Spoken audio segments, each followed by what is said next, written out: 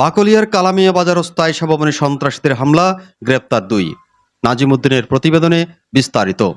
গত ২৯ এপ্রিল বৃহস্পতিবার ২০২৬ ইংরেজি প্রথম দফায় রাত ৯টার সময় এবং দ্বিতীয় দফায় পহেলা মে শুক্রবার সন্ধ্যা ৫টা ৪৫ মিনিটের সময় ১৮ নং বাকলিয়ার কালামিয়া বাজারস্থ বাংলাদেশ মানবাধিকার ফোরাম চট্টগ্রাম বিভাগীয় কমিটির সাধারণ সম্পাদক হাজী বাহার উদ্দিনের পুরাতন বাসভবন আয়েশা ভবনে একদল সন্ত্রাসী ও দুর্বৃত্তরা ধারাবাহিকভাবে হামলা চালিয়েছে। হামলা চলাকালীন তাদের হাতে দেশীয় অস্ত্র, চাপাতি, রামদা ও ক্রিজ ছিল বলে ভবনের মালিক জানান এবং সিসি ফুটেজেও তা দেখা যায়। হামলার সময় তারা বোতলজাত পানির ফ্যাক্টরির একজন কর্মচারীকে বেধড়ক মারধর করে এবং রামদা দিয়ে প্রতিষ্ঠানের দরজায় এলোপাথারি কুপিয়ে বাসাবাড়ির মালামালের ক্ষতি সাধন করে।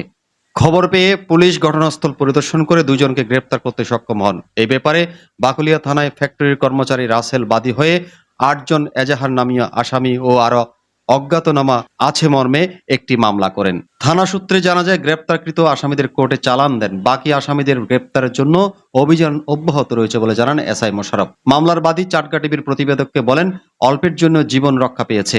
বর্তমানে বাদী ও আয়েশা ভবনের মালিকেরা নিরাপত্তাহীনতায় ভুগছেন বলে প্রতিবেদককে জানান।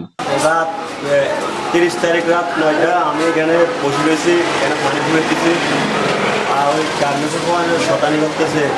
এরপরে একজনে ডাক দিছে, ওরে না পেয়ে আমাদেরকে ফ্যাক্টরিতে আসে কারণে স্ত্রী এখানে মারধর করছে, বিনা দোষে আমাদেরকে মারধর করছে। কয়েকজন লোক এসে দা নিয়ে ফ্রিজ নিয়ে খালি ভাঙচুর করছে, এগুলো দেখছি আমি সব। মানে ফ্যাক্টরি এখানে ছিলাম আমিও আর আমার বন্ধু এটাই ছিল। টাকার পরে ওনারা এসে বাইরে মানে দরজাতে লাথি মারতেছে, দাঁড়িয়ে কুটুম মারতেছে। হ্যাঁ, তো মারার পরে আমি বাইরে হয়েছি, বাইরে হয়ে দেখতেছি এখানে কী হয়েছে। দেখার পরে ওনারা একজন এদিকে গেছে ছেলে একটা, তো আমার বন্ধু ভিতরে ছিল, ফ্যাক্টরির ভিতরে ছিল। আর উনি বলতেছে মানে আমি কিচ্ছু জানি না, কিচ্ছু বলিও না এরকম বলতে।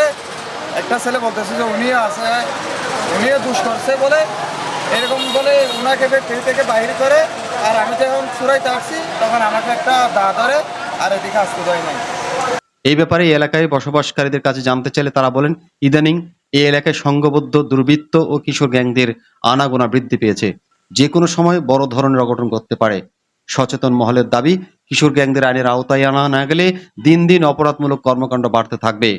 প্রশাসনের প্রতি এলাকাবাসীর দাবি, অপরাধীদের আইনের আওতায় এনে কঠোর শাস্তি এবং এলাকার নিরাপত্তা জোরদার করার দাবি জানান।